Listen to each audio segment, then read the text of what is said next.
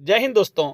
जैसा कि मैंने अपनी लास्ट वीडियो में बताया था कि सीबीएसई बोर्ड कितना नरम रवैया अपना रहा है बच्चों को लेकर के। जैसा कि आप जानते ही हो कि सीबीएसई बोर्ड का रिजल्ट कल डिक्लेयर हो चुका है 10th क्लास का, और उसके अगले ही दिन सीबीएसई बोर्ड ने सर्कुलर जारी कर काफ़ी पॉइंट्स के माध्यम से अपनी बात को कहा है, और जिन्हें देखने से लग भी रहा है कि हाँ, सीबीएसई बोर्ड बच्चों को लेकर के काफ़ी ज़्यादा संवेदनशील है। तो चलिए दोस्तों, बात करते हैं सीबीएसई के सर्कुलर में क्या कहा गया है। जैसा कि हम देख पा रहे होंगे, फर्स्ट पॉइंट के अकॉर्डिंग बच्चों ने टर्म 1 का एग्जाम दिया और उसके बाद रिजल्ट बच्चों को पता चलना चाहिए था इंडिविजुअली, लेकिन ऐसा सीबीएसई बोर्ड ने नहीं किया। बच्चों के स्कूल की ईमेल आईडी पर भेजा गया है, जहां बच्चे अपने स्कूल से पता कर सकते हैं। वहीं दूसरे पॉइंट में, टर्म 1 के एग्जाम कुछ स्कूलों में हुए और कॉपी चेक भी हुई और मार्क्स अपलोड भी किए गए। उसकी इन्फॉर्मेशन तो सीबीएसई बोर्ड दे ही रहा है। साथ में कुछ बच्चों का सेंटर दूसरे स्कूल में गया और वहां पर उनके अपने स्कूल में कॉपी चेक भी नहीं हुई, ना मार्क्स अपलोड हुए। उसकी इन्फॉर्मेशन भी सीबीएसई बोर्ड के द्वारा दी जा रही है। और किसी भी वजह से बच्चों का टर्म 1 का एग्ज़ाम नहीं हो पाया, जैसे कि कोविड या फिर ऐसे ही दूसरे नेशनल या इंटरनेशनल स्पोर्ट्स या ओलंपियाड में पार्टिसिपेट करने की वजह से, तो ऐसे में उनके इन मार्क्स को नहीं बताया जा रहा कि क्या उनका परफॉर्मेंस रहा।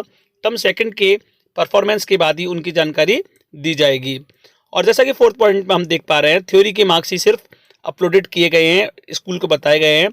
बाकी के जो इंटरनल असेसमेंट हुए उनके मार्क्स अपलोडेड नहीं किए गए। और वहीं बच्चों, फिफ्थ पॉइंट काफ़ी इंपॉर्टेंट है, क्योंकि आपको टर्म 1 के एग्ज़ाम के बाद आपकी मार्कशीट नहीं मिल पाएगी और आपको टर्म 2 का इंतज़ार करना पड़ेगा। उसके बाद ही कितना वेटेज रहता है टर्म 1 का या टर्म 2 का, ये बाद में आपको डिसाइड करके बताया जाएगा। जैसा कि हमने देखा कि सीबीएसई बोर्ड के द्वारा सेट्स बनाए जाते हैं क्वेश्चन पेपर के, और जहाँ जिस सेट का लेवल टफ था और दूसरा आसान था, तो जिसका टफ है तो वहाँ बच्चों के नंबर कम रहे होंगे। तो ऐसे में सीबीएसई बोर्ड ये भी मान रहा है कि ऐसे में बच्चों को वेटेज मिलेगा। बात करते हैं 7th पॉइंट, बहुत ज़्यादा इंपॉर्टेंट पॉइंट है, क्योंकि टर्म 1 के एग्ज़ाम के बाद हम जान रहे हैं कि 50% का आपका कोर्स तो कंप्लीट हुआ ही है, लेकिन 50% का मार्क्स भी ये कवर करता है। लेकिन सीबीएसई बोर्ड ने डिनाई किया है। उन्होंने माना कि टर्म 2 के बाद ही हम ये बता पाएंगे कि कितना वेटेज टर्म 1 और टर्म 2 का रहेगा। मैंने आपको पहले ही बताया था कि सीबीएसई बोर्ड काफ़ी लीनियर है बच्चों को लेकर के, तो जिसमें भी बच्चों का परफॉर्मेंस अच्छा होगा उसका वेटेज ज़्यादा मिलेगा, ऐसा मुझे भी लगता है। तो बात करते हैं रिजल्ट क्लास 10th की ही, कि ये रिजल्ट 2nd टर्म के बाद ही डिक्लेयर होगा, कौन पास कौन फेल या कंपार्टमेंट। अभी कुछ भी नहीं बताया जा रहा, अभी तो सिर्फ मार्क्स अपलोडेड, और वो भी थ्योरी के बेस पर।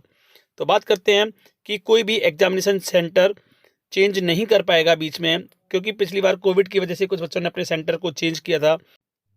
अब सीबीएसई बोर्ड ने कहा है कि बच्चों को एग्जाम वहीं देना पड़ेगा जहां उनके स्कूल का सेंटर सीबीएसई बोर्ड ने डिसाइड किया है। वहीं कंपार्टमेंट का एग्जामिनेशन और उसका सिलेबस 2nd टर्म के बेस पर होगा।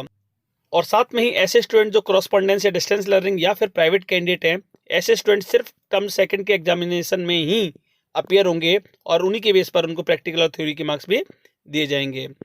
और वही सर्कुलर के 12th पॉइंट में काफ़ी इंपॉर्टेंट बात कही गई है कि सीबीएसई बोर्ड के द्वारा कहीं भी कोई प्रॉब्लम रही हो, चाहे क्वेश्चन पेपर के रिगार्डिंग या मार्किंग स्कीम, जैसा कि हमने देखा कि कुछ क्वेश्चंस के आंसर मार्किंग स्कीम में गलत थे, तो रिवाइज्ड स्कीम के अकॉर्डिंग ही कॉपीज़ को चेक किया गया है।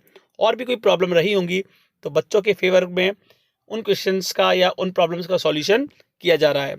और वहीं कुछ ऐसे मामले भी सामने आए होंगे जहां अनफेयर मीन्स, जहां सर्कल को ठीक तरीके से डार्क नहीं किया होगा या ऐसी कोई दूसरी प्रॉब्लम्स, तो उनको ध्यान में रखते हुए सीबीएसई बोर्ड ने कहा कि उनको टर्म 2 का एग्जाम देने दिया जाएगा, उसके बाद ही उनकी प्रॉब्लम का सॉल्यूशन होगा। तो जैसा कि मैंने अपनी इस वीडियो की स्टार्टिंग और पिछली वीडियो में भी बताया था कि सीबीएसई बोर्ड कितना नरम व्यवहार अपना रही है, तो इस पॉइंट ने उसे प्रूव भी किया है। तो चलिए बात करते हैं कि पॉइंट नंबर 14 में सीबीएसई बोर्ड ने कहा जो भी प्रॉब्लम्स होंगी उनको ऑनलाइन डिस्प्यूट मानते हुए उनको सुलझा लिया जाएगा, और इन सबको 26 मार्च 2022 तक अपनी आपत्तियां, कोई भी प्रॉब्लम्स है उनको दर्ज करा सकते हैं, और टर्म 1 के रिजल्ट से पहले उनको सुलझा लिया जाएगा, और जो कि बच्चों के फेवर में ही होंगी, जाहिर सी बात है। तो चलिए दोस्तों, इस चैनल को सब्सक्राइब कर दीजिए ताकि आने वाली वीडियोस आपको सबसे पहले मिले। तो आपको प्रेस करना पड़ेगा बेल बटन को भी। तो चलिए दोस्तों, बाय बाय, जय हिंद।